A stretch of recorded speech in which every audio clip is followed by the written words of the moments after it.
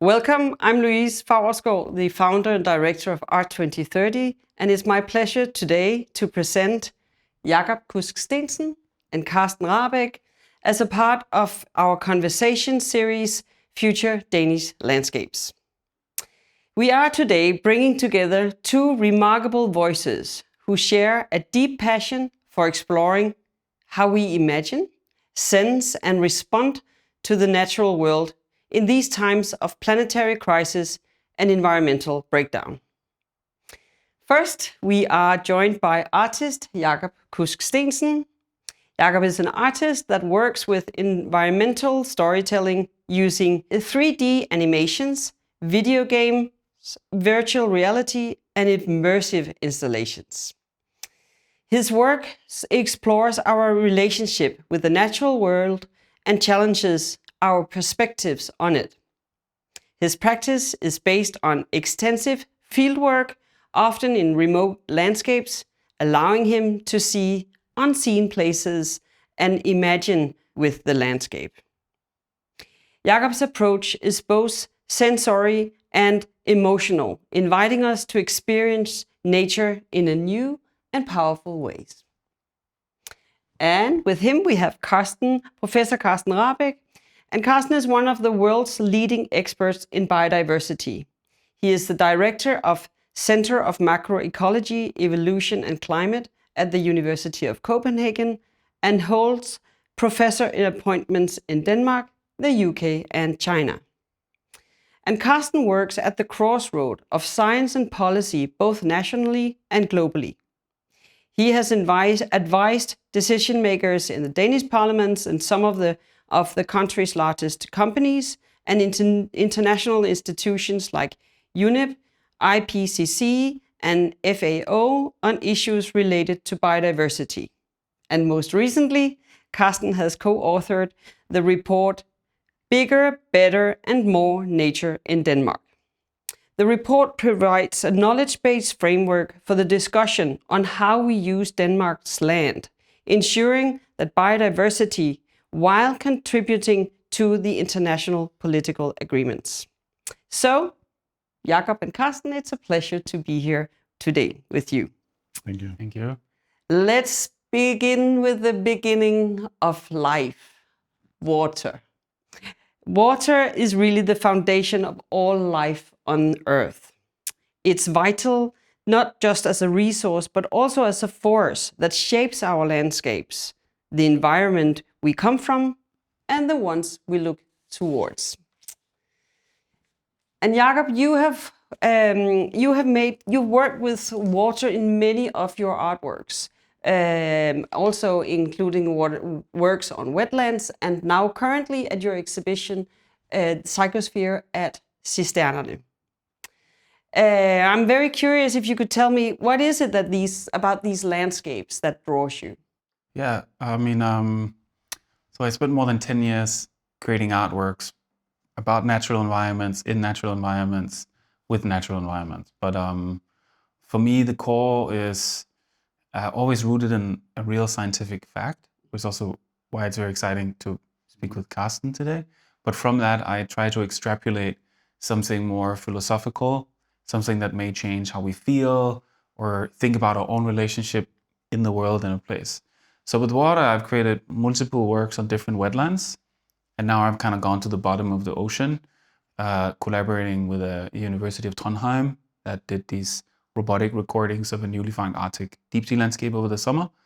But I've never shown water, so I've never created maybe in some work there's kind of a picture of water or something, but I've looked at it much more both as a foundation of a lot of modern civilization, of where cities have been positioned. So I did a big project about the foundation of Berlin in the Middle Ages as a trade route to cross the wetlands and rivers between the Vendish, basically, that goes up to Scandinavia, Denmark, Germany, and Eastern Europe. And that created the foundation of the city. So the river was a place that shaped the landscape, that shaped the foundation of the city, that shaped the language as well. So I looked into different words that originated from the river and wetlands there. And one was the first four letters of Berlin, B-E-R-L, which is an old Slavic word that means swamp. So there's a very strong theory that the foundation of the name of the city is very simple. It's like Swamp City. So I created a big project around this with the Natural History Museum. But it's so there's like a real foundation.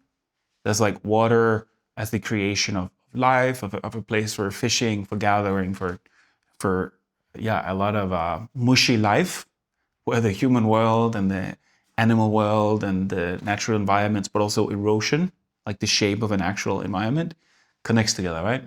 So I asked myself, what does it mean to bring this perspective back today in the center of the city of Berlin? So that's kind of the foundation of that project called Balbal. But I also created another project in the Camargue in southern France with something called the Luma Foundation. And I spent a year with a scientist who took me out and showed me the soil and the changes to all the plants depending on salt. So some plants really flourish when there's a lot of fresh water, but then the fresh water vanishes and it's right on the Mediterranean and it kind of becomes a salt desert. But then the plants have developed these capabilities to store water with these molecules and things on the leaves of the plant. So you get these little pockets of water there. So the water kind of goes in and out in that relationship with salt as the foundation of life. But I never in that work, for example, I showed a lot of salt, salt-coated surfaces and also a lot of water. But I've tried to sort of not work with water as what we see in the substance in a glass, but the water as atmosphere, as something that shapes the world. It shapes foundation of life for humans, like migration or the building of a city in Berlin, for example, and the plants and the animals in the Camargue. And then here in the cisterns in Denmark, I was working on the theory of the origin of life in the deep sea. So that work perhaps is less about water as such, because that's more and then yes, it's in the water, but it's is it because of the water that life originated in that case? Because these sciences that study theory of abiogenesis, the foundation of life from non-organic material, is it's these gases that come out of rocks in the deep sea and these minerals, and then under extremely high pressure, somehow it squishes together and kind of becomes the foundation of life in DNA. So that's it sounds like a pretty wild theory, but it's getting a lot of establishment in among scientists that study life on other planets, kind of exoplanetary foundation of life, and then they draw analogies from that on Earth in the deep sea. But that work it's also called psychosphere because there's this biologist Melanie Challenger that's writing a book on the theory on the foundation of psyche and agency in species, what kind of drives them to make choices, to do things in the world. And that theory starts in the deep sea, and it starts with the theory that it's friction and matter that creates this agency or drive in life, rather than a sense of consciousness first, or language, or more like a logic. So you start with matter. But every time I do these projects, basically I look at a place and some science, and I try to adapt that perspective and build a design and a framework that I enter. And then inside of that, I create an artwork. So I kind of borrow a paradigm based on something scientific. And it's a little bit less, I try to understand that scientist's perspective. What do they perceive as the fact or the real thing? Because you talk to different scientists, they will also start disagreeing. So I just kind of adapt the framework into that, and then ask so if we have this kind of particular environmental cosmology, what does that then mean philosophically, emotionally? And then I start doing designs, and I start finding collaborators and design technologies, and it becomes this whole elaborate thing, but it's always based on a very simple scientific element. And for some reason, I've actually worked in 5 different wetlands, even in works that were not about wetlands. So for somehow I've often been attracted to the swamp, to the wetland, to places where it's harder to define one thing about life, except the water is this porous thing that moves through everything. So it's also, for me, interesting as an artist working with technologies. There's so much structure today, there's so much structure and rationality to technology, but also to creating artworks today. It's such cultural production. There's funding. There's all these other types of personality you have to be as an artist. That's very rational. But water is kind of freeing, because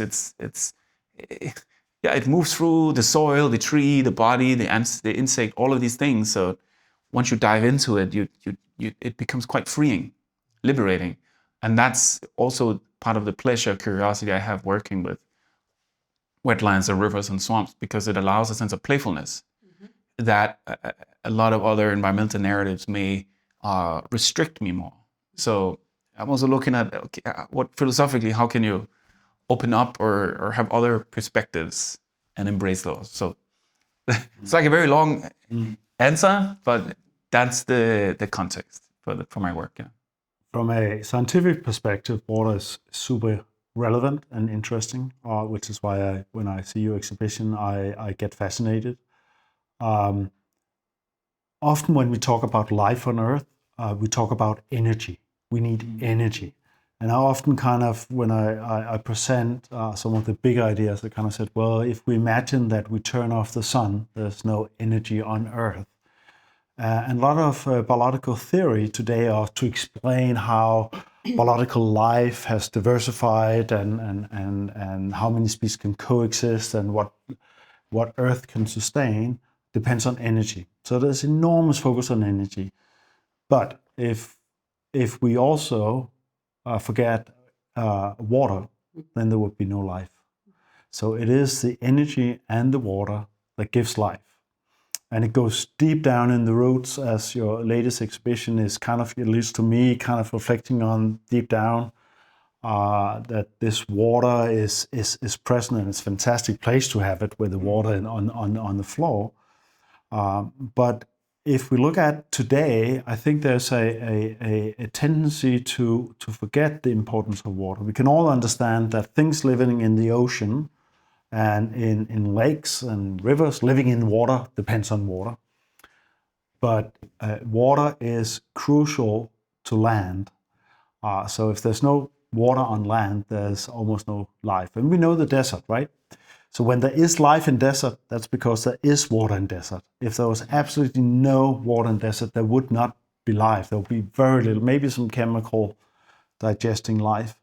And what have we done? We've basically done in huge parts of the world, especially the temperate zone, we've done our best to remove water from land. So we basically, for agriculture, we're draining it.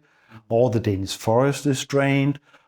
Berlin built on a swamp, we removed it. Washington, D.C. is built on a swamp, we also drained that. But by draining that, we actually removing the source of life, also on land. I mean, if you look at a Danish forest, if Danes goes out in Danish forest, they will have a very pleasant walk, dry-footed, and it looks wonderful. But what most people are not noticing is that about every 100 to 200 meters, there's a drainage channel. And that's not, I mean, people think, oh, that's just a landscape. No, that's human-made. And that's to remove the water. And we do that because the lumber production we have, we're using tree species that do not like water. But by removing the water, we remove 50% or more of all the life forms that actually is associated with forests. So I mean, water in the terrestrial system, in the dryland system, is absolutely essential. And then again, I mean, the life on Earth came from water. And this is also why when we I have colleagues that is looking on trying to find life in space. And there's a reason for why what they're looking for is not life per se, but it's water, evidence of water, because we know that that is so crucial for the origin and evolution of life. Of course, what we don't know if could there be other forms of the origination of life that is not the same as on Earth. But this is where our imagination is often kind of blocked, saying, well, it probably has to have the same basic component to it. So we kind of always looking for, not too hot, not too cold. There has to be water. I'm kind of always speculating, why do life has to be in doubt of that, and is it that dimension in it? So water is essential. And if you look at where are the hotspots of diversity on Earth? It's where there's most energy coming in. That's equator, closest to the sun. But it's also the places that are incredibly humid, and there's a constant flow of water in the forest. So that's mountains actually. So you have the wind that hits the mountains, and that causes precipitation, and then it goes around and around and around. So those areas which we call cloud forest, where there's permanent water circulation, that's by far the richest places on Earth. So if we map energy on the map and try to understand life on Earth, we wouldn't be able to explain it. Water is an absolutely necessity. And the interesting thing is that when we talk about evolution, then, I think scientists of my generation, building on the knowledge of the past, we all know life originated in water. But we come on land, if you go 40, 50 years back, water was not viewed as that important, and we could not explain what we saw on land until we start adding water to the things. And at the same time, we live in a biodiversity crisis, and we have removed 3/4 of all water on land, and we wonder why we are having problems. So water is super important to understand life. So you say that the original landscape, sort of both locally here in Denmark, but also on a larger scale globally, had more water in general, and by its human made, we sort of structure it and take it away, and or reduce the amount of water. So that's sort of the common. It depends a little bit on where on Earth you are, because you also have rice that is produced in water, right? So, but in the temperate zone, we have ended up with crops and trees that do not like water.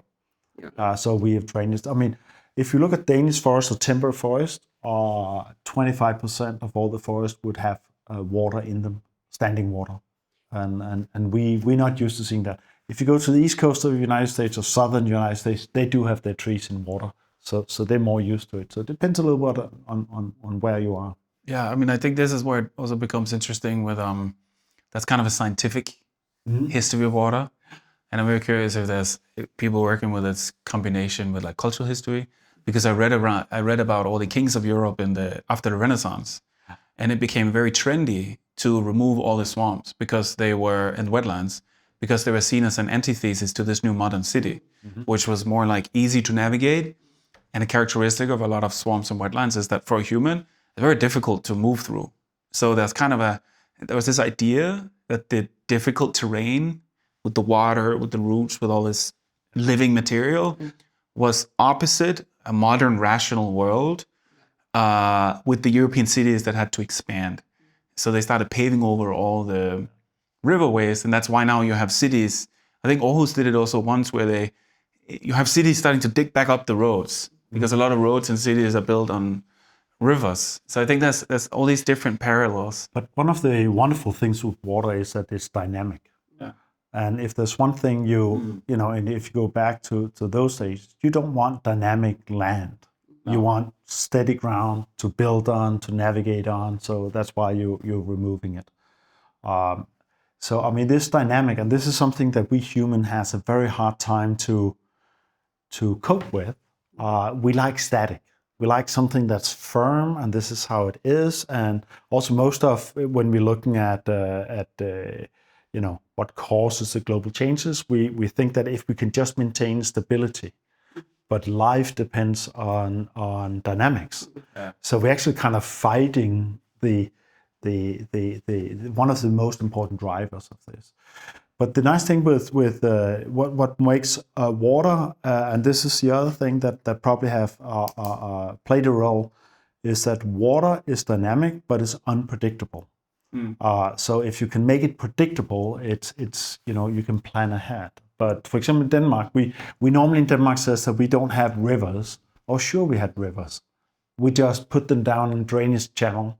Right. And if you just go, back to my father's youth, 60, 70 years ago, the rivers in most of the Danish landscape was every spring was flooded 1 to 2 kilometers to the side.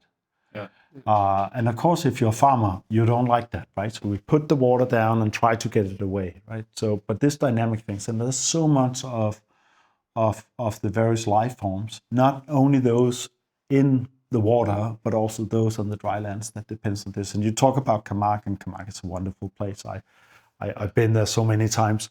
But this dynamic of the changes with the seasons, and you go from the fresh to the salt and all of that, that is what gives life, and the diversity. Yeah, you kind of feel the friction of the power there, and that's also why I was thinking, like with Denmark, for example, a lot of people have the perception that the original landscape is this like paintings of romanticism, right? But that's monocrop agriculture. So it's just celebrating industrial agriculture.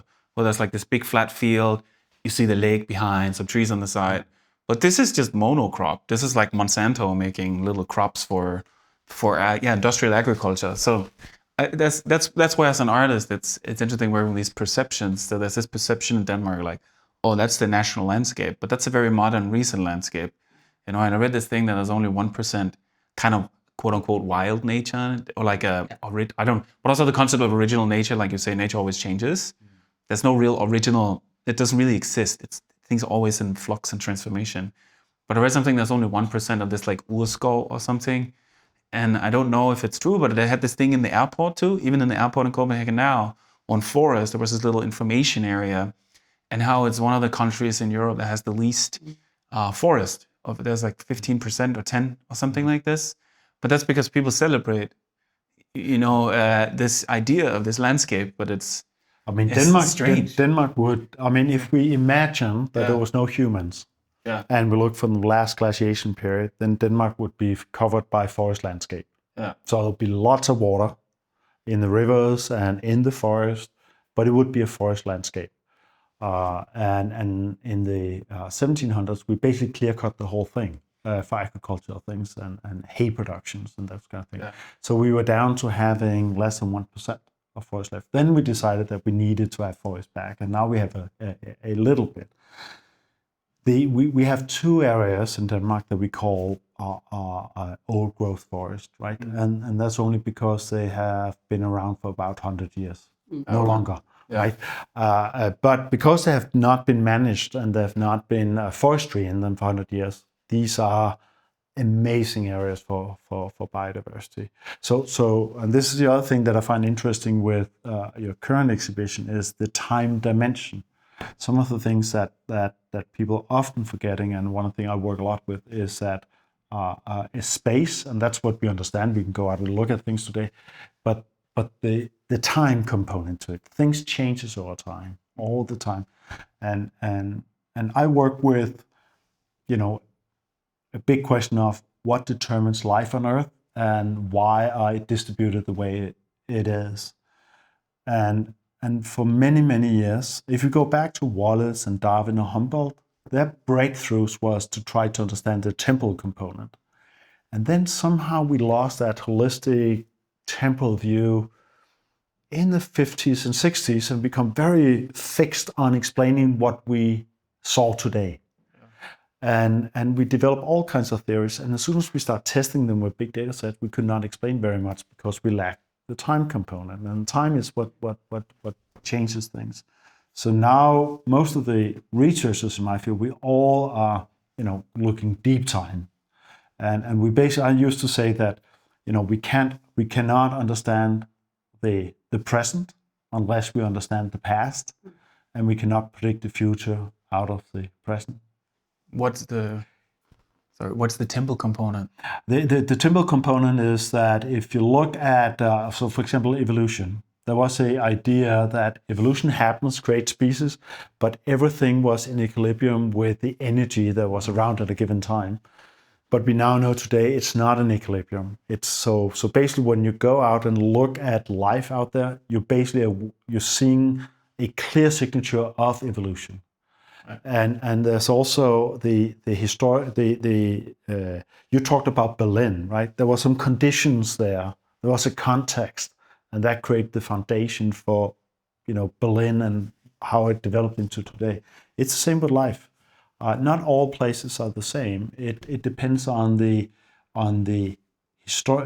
context in the given place, and that can be very, very different. And a very clear example is that we Earth used to have dinosaurs, and we had a very different vegetation types, and they were dominating, and they were actually doing super well. I mean, they were super fit and they were very well adapted. And we had an asteroid hitting Earth, outside the Yucatan Peninsula in Mexico, and that caused a global pollutions and loss of vegetation and lack of food, and 75% of everything died out, and that changed everything. And out of that came explosion of mammals and birds and all the other species. There was a paleo scientist, Stephen Gould, that he was once asked by CNN what was the biggest realization that science has achieved in that year, and he looked in the camera and said, "We just realized we're lucky to be here." So I mean, if that had not happened, then all of the things that follow would not happen. And so the geology history of different places, that's the other thing I work with, the link between geology and biology. If we geology is just how it is, but that's not true. I mean, geology, it changes, mountain builds, mountain falls, rock changes as an interaction between biological processes. Nick Rosing has developed these nice theories that is actually biology that governs geology and not the other way around. And I'm not to say which one's right, but this interaction. So if we just look at geology as a surface and there's no process and interactions, then we come to the realization that we can't understand life on Earth. And what happens in one part of the world may not happen exactly the same way. And that's the other realization we have, that life is not that deterministic. Right. It can go in all kinds of different directions.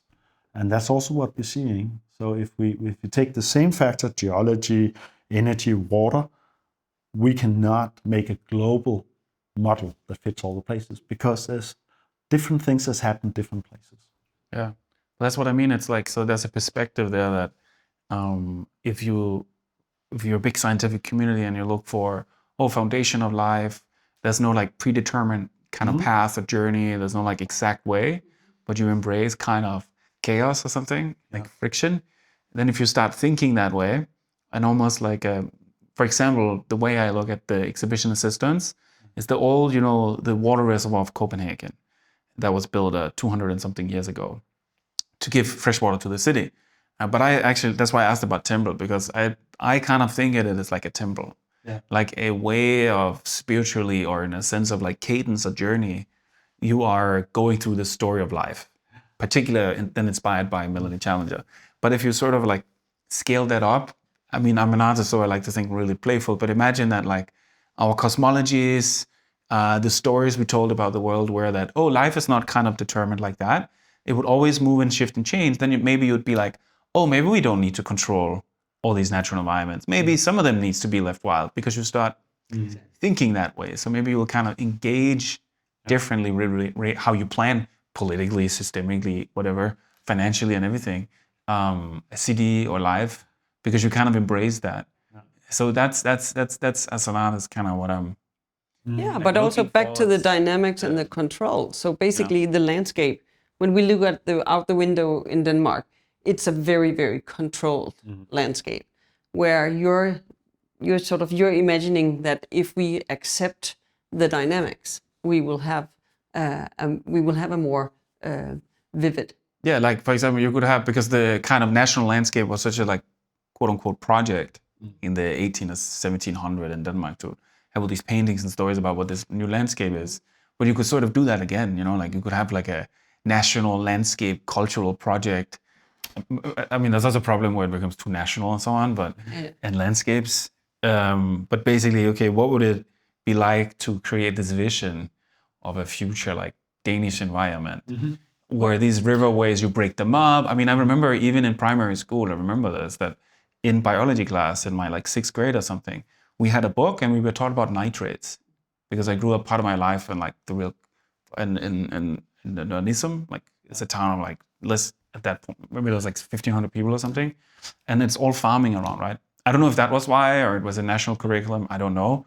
But I remember very clearly in the biology book, we were taught that if farmers build their waterways like this, nature dies. If they build it like this, there's air in the water, and nature comes back. And I remember that very clearly. But that at that time, I have no idea if this is still in. I have no idea if this is common knowledge or something or not. But to me, it was like everybody knows this. And then I ask around, like, people don't know this, and I'm like, oh shit. So it's just I just drilled down on that fact, and I remember it. But oh wow, so there's something about like creating these images. But basically, what you talk about, those two different systems. One is very homogeneous, and the other one is dynamic and heterogeneous. Yeah. And life depends on the latter. Depends on dynamics and heterogeneous. But for example, I mean, when we talk about, how should the future look like, and you can go in, a lot of Danes today are we're very fond on certain species, and there's a lot of research showing you're basically very fond of what you grew up with. Right. So you want to have back your childhood, right? So if you ask for preferences, then there's also regional difference. So if you grew up in an area where forests look in a certain way, and compared to people growing up in other areas, they have a preference for the forest type there was at that time. And a lot of the nature management today is talking about a certain landscape that is fairly open and is grazed, and it has butterflies and flowers, and a lot of people are looking at is it called the Golden Age paintings? But if I'm looking at it, I'm looking at a catastrophe. Right. Because it's correct that there was a lot of species in these, drier areas, and there were some trees, and you had all these species, but that was because that was the only place where there was 2 trees left. Yeah. So if you were depending on a forest landscape, where should you be? Out in the hay, or where there was a couple of things. So all of those species that we associated with that they basically belong in the forest. If you put water in the forest, then water birds goes into the forest. They're not depending on an open lake. So this is what I mean by the time component. So if you go in a certain time and think this is how nature works, then you get the wrong answer. But it influences the way we view things. And one of the things I find very challenging when I talk about my knowledge of if we are to preserve biodiversity and what should we do, and I'm saying, well, we need heterogeneity, we need chaos, we need dynamics. This is not something that most people kind of said, I subscribe to that. That's really nice. We like to have a little organized, and we need to know where the different things are, and we need to put them in boxes. And so one of the things that I find challenging as a scientist is to open up the imagination that things doesn't have to be sterile, and they don't have to be in these boxes, and then we have this over there and over there. And this is why I personally, when I see art, I actually prefer not to be told what the purpose is with it, because I like to drift off and get my own things. But I think art can and when I collaborate with artists, I'm not there to say what's right and wrong. I just want to open up the human mind. And I think art can do that in a way that I as a scientist cannot do it. But it's actually, it's just broaden up the vision here, because if we're talking about the global challenges, if we're just working out of our static understanding of things, we're not going to solve these things. So we need a broader mind. And I think in general that art can do that. And it's not very deterministic. I'm sure that if I go down there, when I went down to the expedition, I'm getting my story out of it, but you are directing it a little bit. I mean, think about those things. And I mean, my fascination was mostly with the water on the ground and the distortion that it caused. So you can look at your things on the wall, they're fantastic and beautiful, but I loved the distortion, that it wasn't that clear and it changed a little bit. And, because that actually reflects a lot of, how science works. It's not that, deterministic in it. So that was my little experience on that thing, right? And I'm sure that people get different things out of it. But if we are to make solution to global change, we can't think from A, B, C, D, and it's all gonna be deterministic. We need to have more creation into that perspective. Yeah. No, I mean, when I make work, I just try to create this like zone that people enter, and also make it a bit playful. And then there's the facts, the design, the perspective I kind of build around. But I try to, like here, for example, with Psychosphere, I try to have people enter the world, the idea that like psyche or life originates from this landscape. And you enter that idea. So instead of an idea on a piece of paper, you're kind of entering this realm. You know, that's how I like to make work. And to me, that works. I mean, when I saw your in Aarhus, where your exhibition about Berlin, and you went down and you have this wonderful screens and lots of things was happening, and there was some very nice chairs down there, and you actually sat down, but I spent 45 minutes. Yeah. And if I had walked through it, I would not have got into that world, and suddenly it was kind of, open up my mind for all kinds of thoughts, right? Yeah. And it actually removed my more scientific brain, which I really enjoyed. That it wasn't about understanding and say, how is it and that kind of thing, but I really got captured into it. I mean, it's kind of setting some ideas in motion, but I'm kind of struggling with this a little bit in some context more and more. So this project is also going to the UN Ocean Conference in Nice, and we're making like a big pavilion. And the artwork is part of a coalition of people. So there's one that's like a leading youth advocate for like ocean conservation. There's an environmental lawyer. There's a whole group of people. There's this guy Sandor, who's a known geologist, who left the Seabed Authority because he found that they weren't doing enough in reality. They started opening up like opportunities to commercializing actual mining, deep sea, and so on. So like, I'm kind of snuggling myself in as an artist. Among these people that I consider really like more explicitly pushing. I mean, they're doing advocacy. They want to change our politicians, the UN's views, the international seabed and everything, so that people cannot mine it. They have a clear agenda.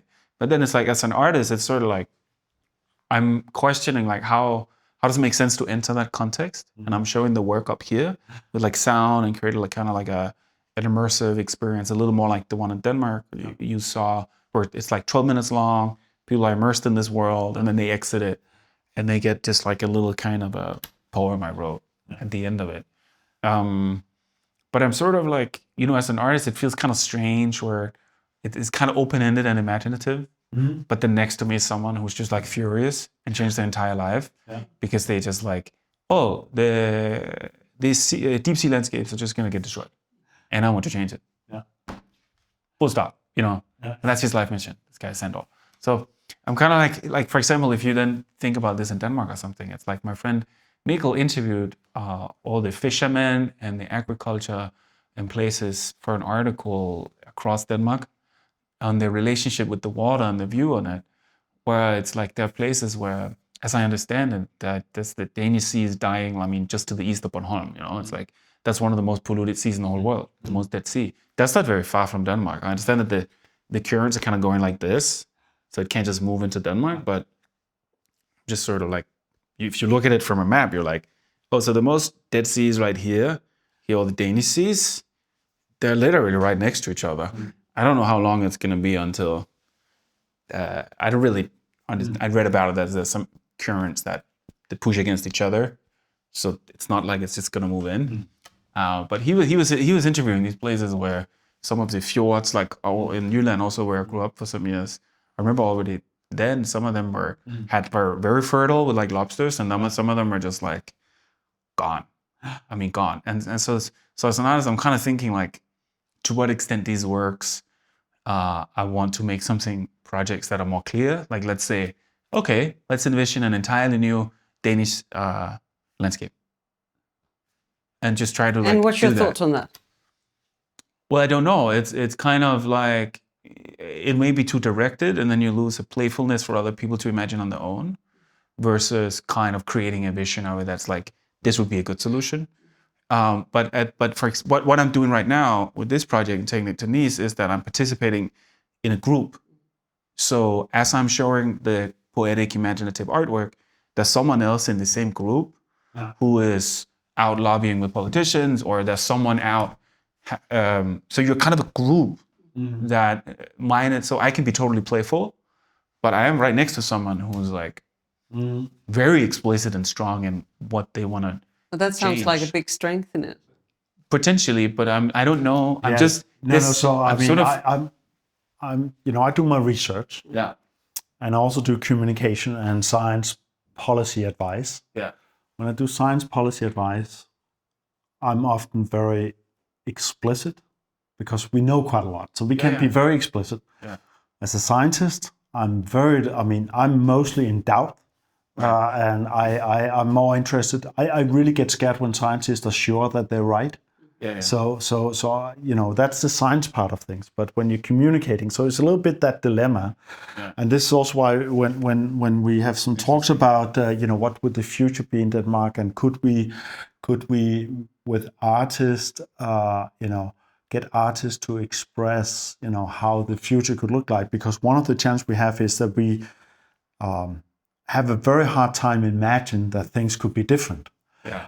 And I remember that we had conversations that could I, as a scientist, working with how would things look like in the absence of humans, or in the absence of what causes all the challenges.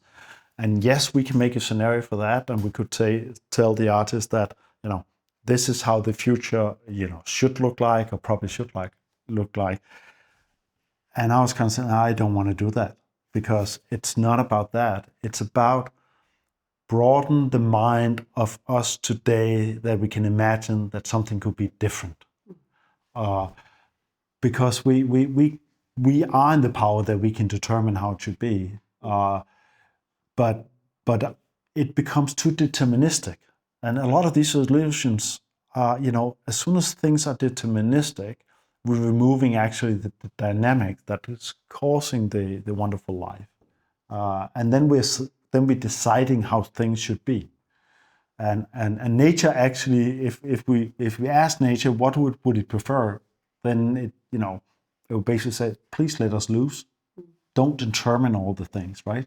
Just I normally, when I get asked by governments or the EU saying, what should we do to solve the problem, right? And my best advice is create areas where nature can be and let it be. Nature is super good at being nature, but it can go many places, right? And also climate change and other things has changed things forever. It's never going to go back. So why should we do that? But it will thrive in dynamics and uncertainties. And this is why I'm kind of saying, when we talk about these things, that just let artists give whatever they envision, because there'll be variety. I guess I'll be surprised if 12 artists will come and say this is the same thing.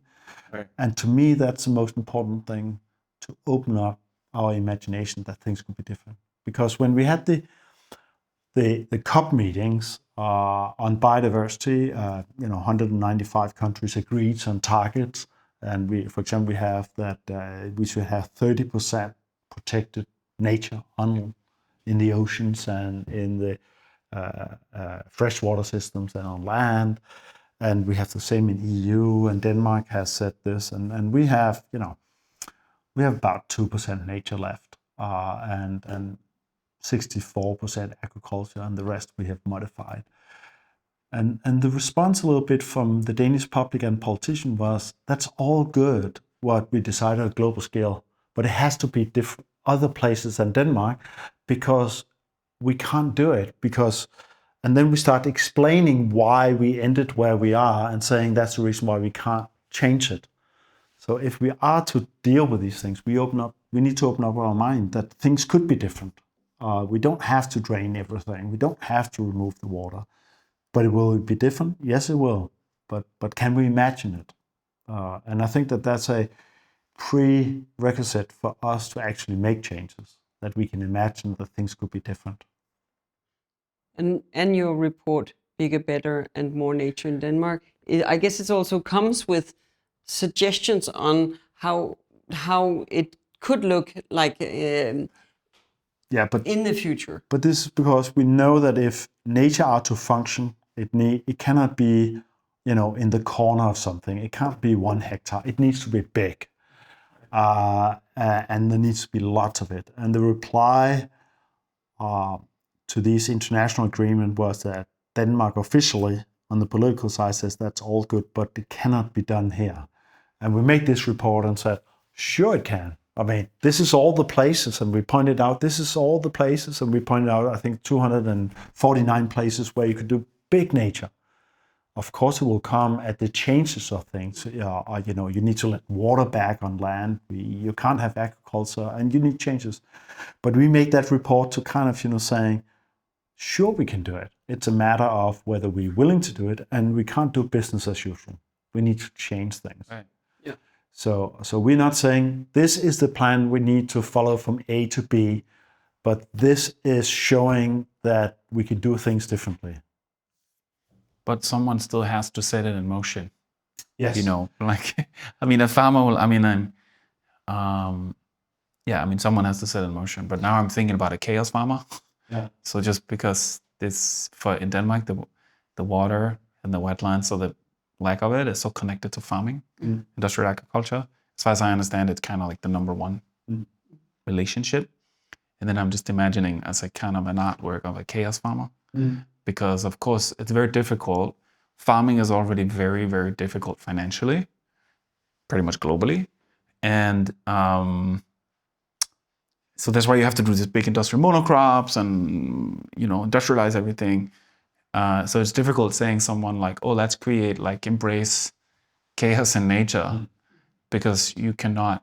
But then it's this kind of like, now I'm imagining like a chaos farmer or something that meets a traditional farmer. There's something there, but someone has to.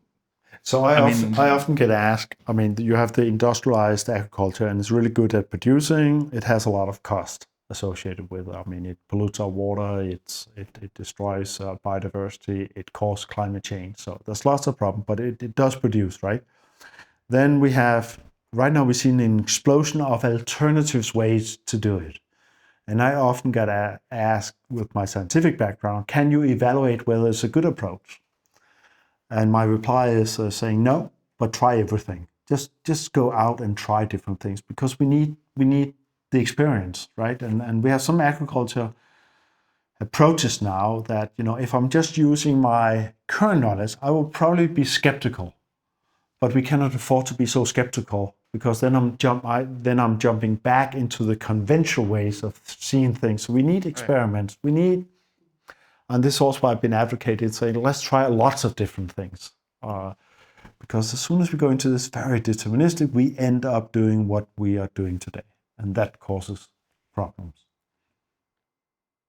So we need to give free of some of the control and invite more imagination in. We need to find solutions. So, some of the solution we tried, we know that don't work. And some of the solution that is, let's not change anything, but do something in the corner. We are restoring one lake, right? And then, everything will be fine.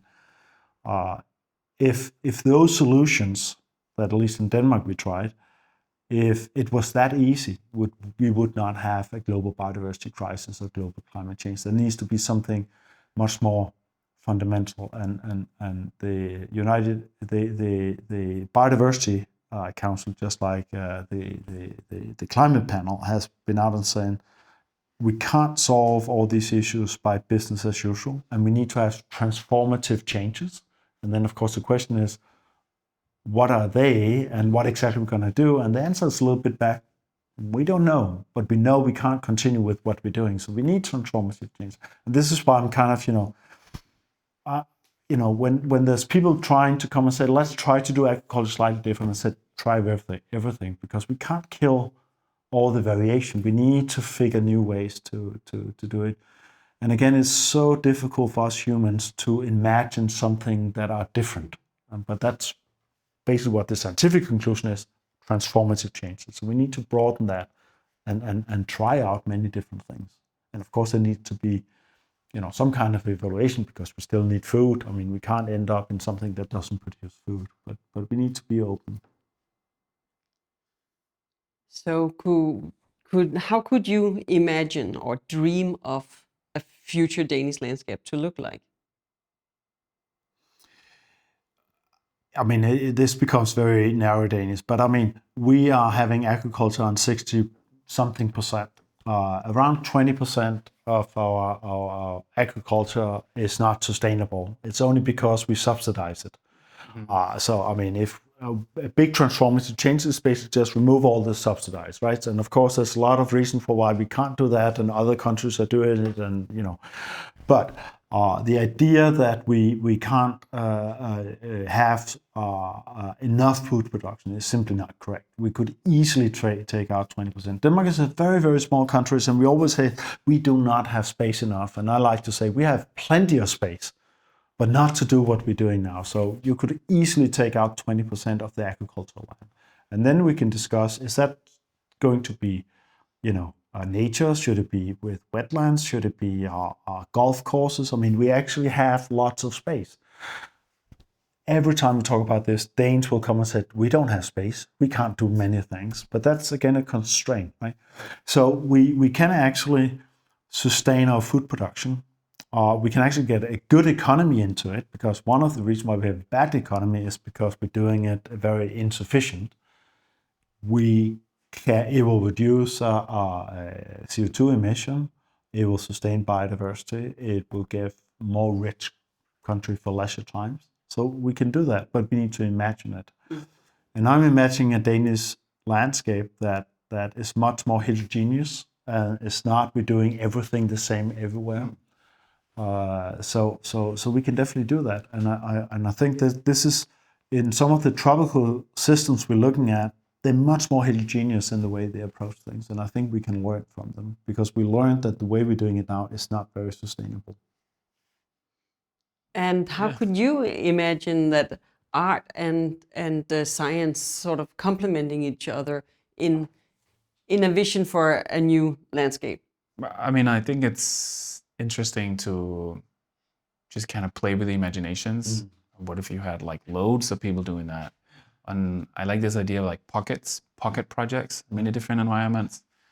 But I mean, I'm also very interested in like agroforestry, which is just like there's some friends I know that's working in that, are trying to take like massive data sets of environments and then how to, basically have agroforestry, so like edible forest, basically. So you could potentially do something in a combination of agroforestry, and that also combines like kind of rewilding, because this you can kind of semi-design it, where it's kind of rewilded, but you populate a lot of also like edible species and the composition of things.